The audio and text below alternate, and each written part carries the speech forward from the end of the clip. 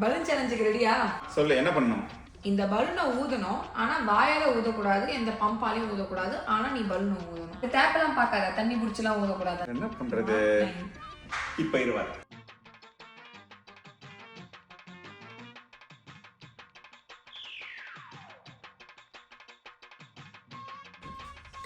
இவ்வளவு பொருளை வேஸ்ட் பண்ணதுக்கு பெனால்டி போடுவான் பாத்துக்கோ.